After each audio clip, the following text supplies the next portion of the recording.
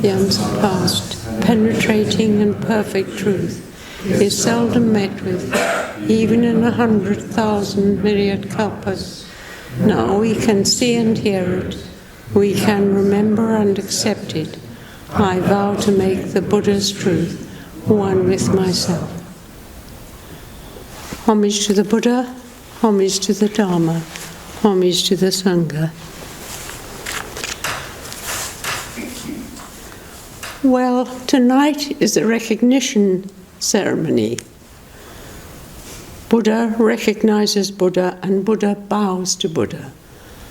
And the newly ordained will go up in two groups up onto the altar.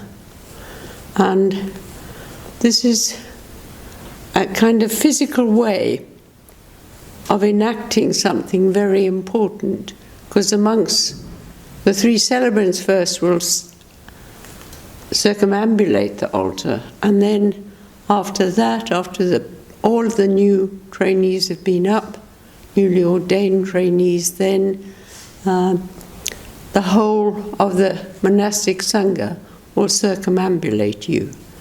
So it's in a way a physical enactment of recognizing something in each other, of recognizing each other's Buddha nature.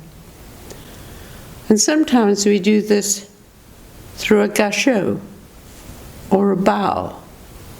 Sometimes there's a smile of recognition or a deep looking into each other's eyes.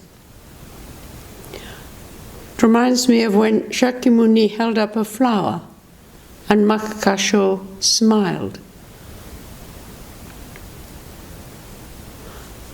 So do you realize you're not practicing on your own?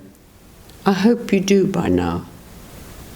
Your personal effort includes everybody's effort, and everybody's effort includes yours. You exist with equanimity and joy in this interconnected realm of practice by not insisting on your own efforts as being entirely, solely up to you. A helpful offshot of this is that it draws attention to the reality that self, however you answer for yourself the fundamental question, what is this, when you study the self? This self is constantly, endlessly being given, received, and given again. And as I have said, it's both the giving and receiving of the precepts that we've been practicing this week. No matter what you're doing, you are in face-to-face communion with all things, whether you're aware of it or not.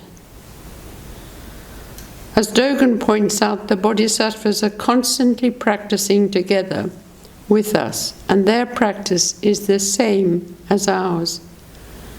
Only a Buddha and a Buddha can thoroughly master it. This quote comes from the Lotus Sutra.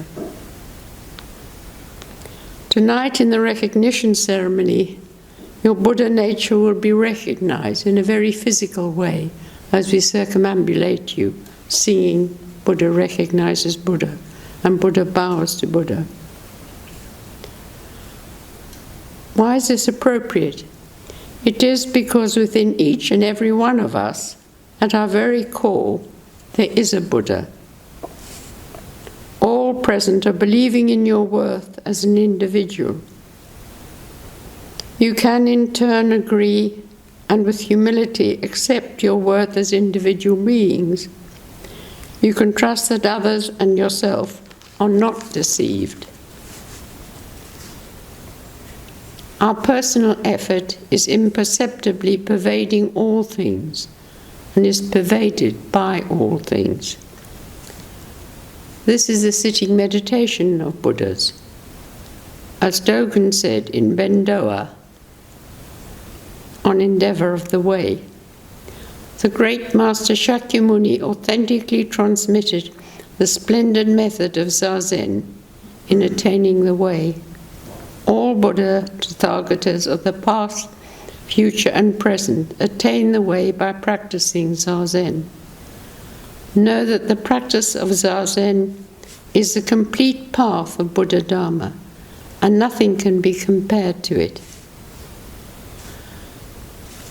Shakyamuni realized that everything, including his own realization, was and is dependently co-arisen. Birth and death co-arise, and the cessation of birth and death co-arises. We might feel we have worldly affairs to take care of before we die.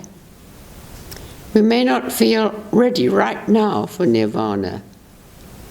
Nonetheless, bodhicitta, the mind of enlightenment, is our true nature, but training and time are required to realize it. We vow to save all beings, and as I've said before, what an impossible vow. I don't know if any of you have read it, but I would highly recommend reading the Diamond Sutra, as this helps us, because it insists that there is no being to be saved. The Diamond Sutra is how the Buddha responded to Subhuti. There is no being to be saved. No single being is led to nirvana. We aspire to be bodhisattvas, but a bodhisattva cannot be called a bodhisattva when she or he has the idea of a self, or a being, or a person. Yet, of course, the Buddha was not saying that bodhisattvas are barred from ever having the idea of a self, a being, or a person. If this is so, how could a bodhisattva be able to mix with suffering beings? Rather, what is being pointed to is that bodhisattvas learn often painfully slowly not to take the ideas of self, or being, or person to be the ultimate truth, and to notice when they as bodhisattvas are adhering to such ideas. This awareness allows change to happen. This is a famous quote from the Diamond Sutra. In describing not self, the emptiness of all phenomena. There are various translations of this. I think maybe this is the Red Pine one.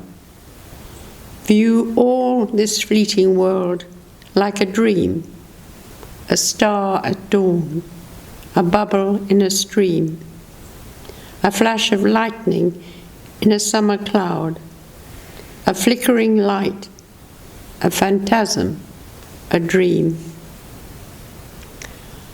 So I think what I'm mostly trying to emphasize is that we can trust in our vow to save all beings when we accept that we are included in all beings and all beings are included in us.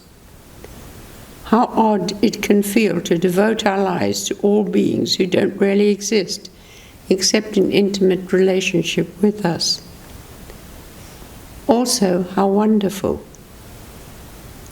Paradox such as this might boggle the intellect, yet it helps us to leap beyond, to step off the 100-foot pole. Getting caught by the intellect in our worthy attempt to analyze and understand is like clinging to that pole.